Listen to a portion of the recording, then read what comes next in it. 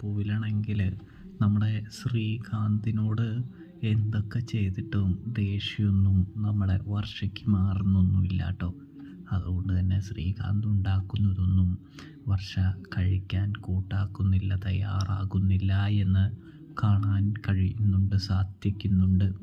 ഒടുവിൽ സച്ചിയും രേവതിയും അതിനൊരു അറുതി വരുത്തുകയാണ് എന്ന് കാണാൻ സാധിക്കും.